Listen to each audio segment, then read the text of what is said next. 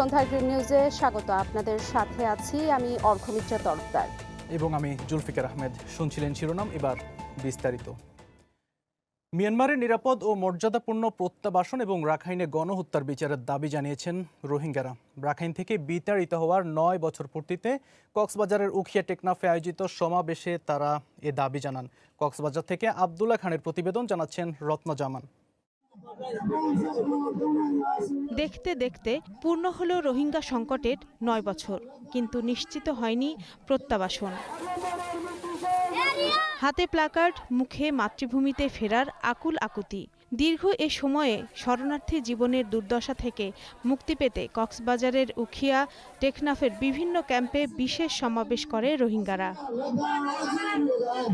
সমাবেশে বক্তারা বলেন, আন্তর্জাতিক সম্প্রদায় ও বাংলাদেশ সরকারের উদ্যোগের পরও ৯ বছর একজন রোহিঙ্গাকেও ফেরত পাঠানো সম্ভব হয়নি।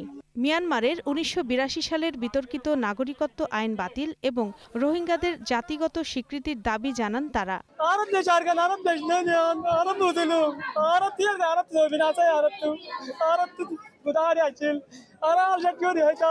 আমরা সবাইকে বলতে চাই, আমাদের সিটিজেনশিপ আমাদেরকে ফিরে দেন। আমাদের এখানে ভালো লাগতেছে না, আমরা ক্যাম্পের জীবন আর চাই না। আর দেশের মধ্যে আর ওয়াফেস রিপাট্রিয়েশন হইতে চাই, আর রিফিউজি লাইফ বেশি হতো না চাই। রোহিঙ্গা নেতারা জানান, পূর্ণ নাগরিক অধিকার ছাড়া এবং অনিরাপদ পরিবেশে মিয়ানমারে ফেরার প্রশ্নই ওঠে না। সম্প্রতি মিয়ানমার কর্তৃপক্ষ ৩,০৯,০০০ রোহিঙ্গাকে রাখাইনের অধিবাসী হিসেবে স্বীকৃতি দিলেও নিরাপত্তা পরিস্থিতির অজুহাতে প্রত্যাবাসন প্রক্রিয়া এখনও ঝুলিয়ে রেখেছে। এতে হতাশা জানিয়েছে পরবাসী ১২ লক্ষাধিক রোহিঙ্গা। রত্ন জামান, গ্রিন নিউজ ডেস্ক। রাষ্ট্রপতি মির্জা ফখরুল ইসলাম আলমগীরের সঙ্গে সৌজন্য সাক্ষাৎ করেছেন ৩ বাহিনীর প্রধান। বঙ্গভবনে দুপুরে অনুষ্ঠিত এ সাক্ষাতে তারা রাষ্ট্রপতিকে দায়িত্ব গ্রহণের জন্য অভিনন্দন জানান এবং সশস্ত্র বাহিনীর বিভিন্ন কার্যক্রম তুলে ধরেন। সেনাপ্রধান জেনারেল ওয়াকারুজ্জামান, নৌপ্রধান অ্যাডমিরাল খন্দকার মেজবাউল আজিম এবং বিমান বাহিনীর প্রধান air chief marshal Hasan Mahmud Khan. এ সময় রাষ্ট্রপতি সশস্ত্র বাহিনীকে আধুনিক চতুর্মাত্রিক বাহিনী হিসেবে গড়ে তুলতে সরকারের উদ্যোগের কথা জানান। পাশাপাশি বাহিনীর পেশাগত দক্ষতা এবং সার্বিক উন্নয়নে সহযোগিতা অব্যাহত রাখার আশ্বাস দেন। ১.৫ মাসেরও বেশি সময় ধরে চলা গ্যাস সংকট নিরসন না হওয়ায় ক্ষোভ জানিয়েছেন যান চালকরা। ঘন্টার পর ঘন্টা লাইনে দাঁড়িয়ে থেকেও চাহিদা মতো গ্যাস না পাওয়ায় কমে গেছে ট্রিপ, আর এতে সংসার চালাতে বেগ পেতে হচ্ছে বলে জানান তারা। পাম্প কর্তৃপক্ষ বলছে, সরবরাহে কিছুটা উন্নতি হয়েছে, দ্রুতই স্বাভাবিক হবে পরিস্থিতি। সঞ্জিত হাসনাতের রিপোর্ট। রাজপথে ঘন্টার পর ঘন্টা দাঁড়িয়ে থাকা যানবাহনের দীর্ঘ সারি কোনো যানজটের ছবি নয়, এটি গ্যাস সংকটের এক বাস্তব চিত্র। ১.৫ মাসেরও বেশি সময় ধরে রাজধানীর বেশিরভাগ সিএনজি স্টেশনে বিরাজ করছে এই পরিস্থিতি। দীর্ঘ প্রতীক্ষার পর পাম্পে পৌঁছালেও সরবরাহ সংকটে মাত্র ৩০ থেকে ৫০ টাকার গ্যাস নিয়েই সন্তুষ্ট থাকতে হচ্ছে চালকদের। আমরা গ্যাস পাই হয়তো ৩০ টাকার, হয়তো ৩৫ টাকা, নাহলে ৪৫ টাকা, নাহলে ৩৬ টাকা। আগে তো পাইতাম ৫০০-৬০০, এমন ফুল হয়ে যেত। এখন প্রেশার নাই তো রিমুভ করতে। গ্যাসের চাপ না থাকায় উপার্জন অর্ধেকে নেমে এসেছে বলে জানান চালকরা। এই আগের মতোই তো গ্যাস ৩০০ টাকার গ্যাস ঢুকছে। আমার গ্যাস ঢুকবে ৫০০ টাকার, ৩০০ টাকার ঢুকছে গ্যাস। পাইতাম সারাদিন, গাড়িটা চলতো। সারাদিন তো গাড়ি চলে না যে গ্যাস পাই। আমাদের তো কর্ম করার অবস্থা থাকতেছে না। যেরকম ৩-৪ ঘন্টা যদি সিরিয়ালে খাড়াই গ্যাস নিতে হয়, তাহলে আমরা বাকি টাইম কাজ করব কিভাবে? আয় কমে যাওয়ায় সংসারের আয় ব্যয়ের হিসাব মেলাতে হিমশিম খেতে হচ্ছে তাদের। ৩-৪ টিপ মারলে আর মারতে পারি না, আবার এসে সিরিয়াল ধরা লাগে। এই কষ্টের মধ্যে আমরা এখন চলতেছি। গ্যাস এইভাবে হইলে তো আমরা না খেয়ে মারা যাব। গ্যাস যদি না থাকে আমাদের জীবন কিভাবে চলবে? পাম্প মালিকরা বলছেন, ধীরে ধীরে কাটতে শুরু করেছে সংকট। হ্যাঁ, আগের চেয়ে মোটামুটি অনেক ভালো, আর চাপও ভালো আছে। এখন ড্রাইভারেরা মোটামুটি গ্যাস নিয়ে অনেকটা সন্তুষ্ট আগের চেয়ে। পরিবহন খাত সচল রাখার পাশাপাশি শ্রমজীবী মানুষের দুর্ভোগ কমাতে গ্যাস সরবরাহ নিশ্চিত করাই সময়ের দাবি বলে মনে করেন সংশ্লিষ্টরা। Sanjit Hasnat, green news, Dhaka. প্রধানমন্ত্রী তথ্য ও সম্প্রচার উপদেষ্টা ডক্টর জাহিদুর রহমান বলেছেন, গ্যাস ও সংকটের দায় পুরোপুরি ফ্যাসিস্ট সরকারের। তবে বিএনপি সরকার এই সংকট উত্তরণে কাজ করছে। সকালে সচিবালয়ে সরকারের বিভিন্ন মন্ত্রণালয়ের কার্যক্রম অগ্রগতি নিয়ে সাপ্তাহিক ব্রিফিংয়ে তিনি কথা বলেন। স্থলভাগের গ্যাস অনুসন্ধান বন্ধ রেখে কিছু অলিগার্কের হাতে এটা তুলে দেওয়ার জন্য আসলে এটা করা হয়েছে। আমরা জনগণের ক্রাইসিসের প্রতি সমব্যথী, কিন্তু আমরা একই সাথে এই কথাটা বলতে চাই, এই সংকটটা বহু বছরের পুঞ্জীভূত সমস্যা। সো এই সব কিছু মাথায় রেখে আমরা এরকম একটা সময়ের কথা বলছি এবং আমরা গ্র্যাজুয়ালি ভালোর দিকে যাব ইনশাআল্লাহ। এদিকে বিগত আমলের ফ্যাসিস্ট সরকার দেশকে শুধু ভঙ্গুরই করেননি, দেশের প্রতিটি খাতকে ধ্বংস করেছে বলে মন্তব্য করেছেন তথ্যমন্ত্রী আমদালিব রহমান প্রার্থ। সকালে সচিবালয়ে সাংবাদিকদের সাথে মত বিনিময়কালে তিনি এই কথা বলেন। এটা বাংলাদেশ তার ইতিহাসের সবচেয়ে কঠিন সময় আমরা পার করছি। ইভেন কি একটা দেশ যদি প্রথম থেকেও আরম্ভ করা হয় সেটা একটা ব্যাপার, কিন্তু এটা একটা ভঙ্গুর না। The system has been corrupted. এটা আরো কঠিন ব্যাপার, the system has been corrupted completely গত 17 বছরে। সো আপনাদেরও আমাদেরকে সহযোগিতা করতে হবে। সংবিধান মেনেই শপথ নিয়েছেন পররাষ্ট্র প্রতিমন্ত্রী হুমায়ুন কবির এবং আইনের কোনো ব্যত্যয় ঘটেনি বলে দাবি করেছেন আইনমন্ত্রী মোহাম্মদ আসাদুজ্জামান। মঙ্গলবার সচিবালয় শিশু ঝুঁকিপূর্ণ জনগোষ্ঠীর সুরক্ষায় আইনগত সহায়তা, সামাজিক সুরক্ষা বিষয়ক ব্রিফিংয়ে তিনি এ দাবি করেন। আইনমন্ত্রীর দাবি, বর্তমান সরকার দায়িত্ব নেওয়ার পর থেকে দেশে গুম, ক্রস ফায়ার ও রাজনৈতিক হয়রানি বন্ধ হয়েছে। বিগত 6 মাসে পুলিশ বাদী হয়ে কোনো রাজনৈতিক হয়রানিমূলক মামলা করেনি। এদিকে বাগেরহাটের মোংলার জয়মনি এলাকা থেকে গত 10 এপ্রিল মিরাজ শেখকে কোস্ট গার্ড কর্তৃক গুমের অভিযোগ স্বাধীনভাবে তদন্ত হবে বলে জানিয়েছেন আইনমন্ত্রী। এটাকে বলে ডিমিং ক্লজ। যখন শপথ দেওয়া হয়েছে আমরা সাংবিধানিকভাবে দিয়েছি। প্রথম কথা হলো আইনে যেটা আছে সেটা আছে। দ্বিতীয় হলো এই সরকার যেটা করেছেন সংবিধান মেনেই করেছেন, এখানে কোনো ব্যত্যয়ের কোনো কিছু ঘটেনি। বাগেরহাটে একটা গুমের ঘটনার অভিযোগ এসেছে কোস্টগার্ডের বিরুদ্ধে, সেটা ইন্ডিপেন্ডেন্টলি তদন্ত হবে। আগামী বছরের জুলাইয়ের মধ্যেই দেশের 5 ধরনের স্থানীয় সরকার নির্বাচন অনুষ্ঠিত হবে বলে জানিয়েছেন স্থানীয় সরকার, পল্লী উন্নয়ন ও সমবায় প্রতিমন্ত্রী মীর শাহে আলম। মঙ্গলবার সচিবালয়ে ডেনমার্কের রাষ্ট্রদূত ক্রিস্টিয়ান ব্রিক্স মোলারের সঙ্গে বৈঠক শেষে সাংবাদিকদের এ তথ্য জানান প্রতিমন্ত্রী। তিনি বলেন, এজন্য বাজেট 6,000 কোটি টাকা বরাদ্দ রাখা হয়েছে। প্রধানমন্ত্রীর অনুমতি সাপেক্ষে আগামী সপ্তাহে স্থানীয় সরকার নির্বাচন নিয়ে নির্বাচন কমিশনের সঙ্গে বৈঠক করবে মন্ত্রণালয়। তফসিল ও নির্বাচনের তারিখ ইসি নির্ধারণ করবে।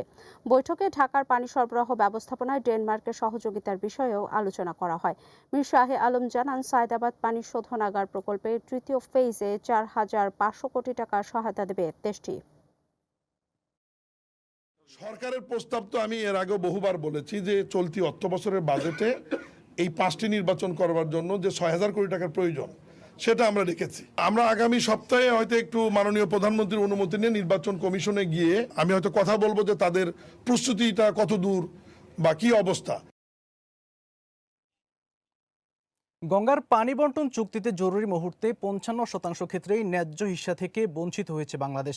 নয়াদিল্লি ভিত্তিক গবেষণা প্রতিষ্ঠান impact and policy research institute বলছে, গঙ্গার পানি নিয়ে বিরোধ নিয়ন্ত্রণে 1996 সালের চুক্তিটি গুরুত্বপূর্ণ ভূমিকা রাখলেও শুষ্ক মৌসুমে বাংলাদেশের ন্যায্য অধিকার সুনিশ্চিত করতে এটি অনেকাংশেই ব্যর্থ হয়েছে। এমন বাস্তবতায় চুক্তির মেয়াদ শেষ হচ্ছে আগামী ডিসেম্বরে। বিস্তারিত জানাচ্ছেন ইসমত আরনু। শুষ্ক মৌসুম, গঙ্গায় পানি কমে আসছে, আর ঠিক তখনই সবচেয়ে বেশি প্রয়োজন বাংলাদেশের পানির। কিন্তু গবেষণা বলছে, সংকটের সেই সময়ই বারবার কমেছে প্রাপ্তির পরিমাণ।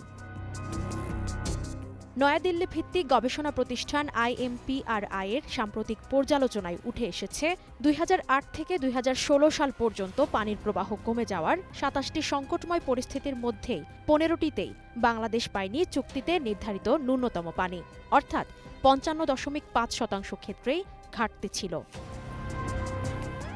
শুধু এই সময়টিই নয়, 1997 থেকে 2016 সাল পর্যন্ত 3টি 10 দিনের হিসাব বিশ্লেষণ করে দেখা গেছে 31% সময় হার্ডিঞ্জ ব্রিজে প্রত্যাশিত পানি পৌঁছায়নি। সবচেয়ে উদ্বেগের সময় 11 মার্চ থেকে 10 মে। চুক্তিতে যে সময়কে সংকটকাল হিসেবে বিবেচনা করা হয়, এই সময়ে 120টি হিসাবের 52টিতেই অর্থাৎ 43% ক্ষেত্রে প্রত্যাশিত প্রবাহ পাওয়া যায়নি। আর বাংলাদেশের জন্য 35,000 কিউসেক পানি নিশ্চিত থাকার কথা যেসব সময়ে, সেখানেও 60টি হিসাবের 39টিতে অর্থাৎ প্রায় 65% ক্ষেত্রে হার্ডিঞ্জ ব্রিজে সেই পরিমাণ পানি পৌঁছায়নি। তাহলে ফারাক্কায় পানি ছাড়া হলেও হার্ডিঞ্জ ব্রিজে এসে কেন কমে যাচ্ছে প্রবাহ?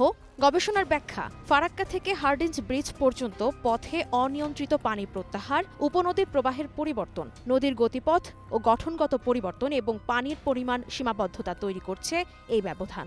অর্থাৎ শুধু ফারাক্কা থেকে কত পানি ছাড়া হলো, এই হিসাব বাংলাদেশের বাস্তব প্রাপ্তির পুরো চিত্র তুলে ধরে না। 1996 সালে সই হওয়া 30 বছর মেয়াদী গঙ্গা পানি চুক্তির মেয়াদ শেষ হচ্ছে আগামী ডিসেম্বরে। তাই নবায়নের আগে পুরনো কাঠামোর দুর্বলতা কাটানোর পরামর্শ দিয়েছেন গবেষকরা। ইসমতারা অনু, গ্রিন নিউজ ডেস্ক। মাগুরার বহুল আলোচিত শিশু আসিয়া ধর্ষণ হত্যা মামলার মৃত্যুদণ্ড, ডেথ রেফারেন্স ও আপিলের রায় পিছিয়ে 31 আগস্ট নির্ধারণ করেছে হাইকোর্ট। সকালে বিচারপতি ভীষ্মদেব চক্রবর্তী এবং বিচারপতি KM রাশেদুজ্জামান রাজার দ্বৈত বেঞ্চ এই নতুন দিন ধার্য করেছেন। আজ মামলাটির রায়ের দিন ধার্য থাকলেও অ্যাটর্নি জেনারেল দেশের বাইরে থাকার সময় চেয়ে আদালতের কাছে আবেদন করে ডেপুটি অ্যাটর্নি জেনারেল ইমাম হোসেন তারেক। পরে আদালত আবেদন মঞ্জুর করে রায়ের জন্য আগামী সোমবার রায়ের দিন ধার্য করেন।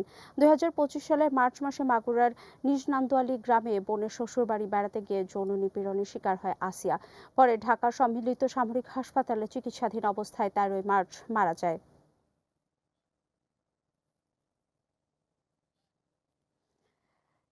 সন্ধ্যার গ্রিন নিউজে নিচ্ছে একটি বিরতি। বিরতির পর সন্ধ্যার গ্রিন নিউজে স্বাগত আরও একবার।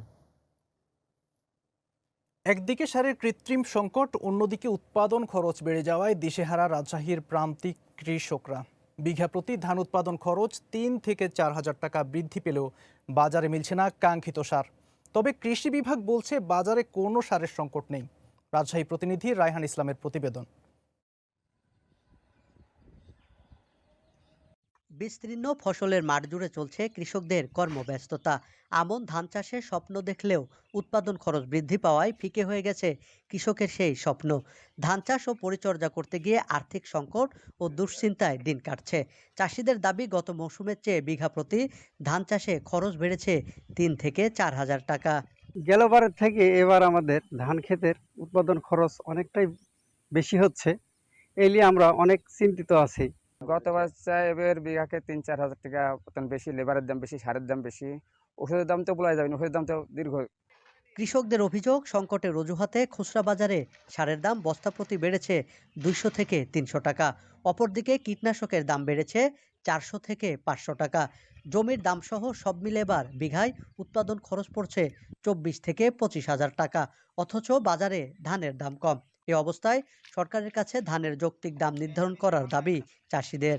সার ওষুধের দাম বেশি, সার এখন ধরেন পাওয়া যাচ্ছে না, মানে আটকাছে, বুঝতে নাই।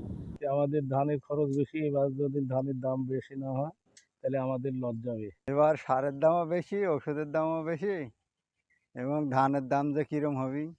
অন্যদিকে বাজারে কোনো সারের সংকট নেই দাবি কৃষি বিভাগের। রাজশাহী জেলাতে আমাদের সারের কোনো সংকট নাই। সারের যেটা বরাদ্দ এবং এখন পর্যন্ত যে মজুদ আছে ওদের পর্যাপ্ত মজুদ আছে।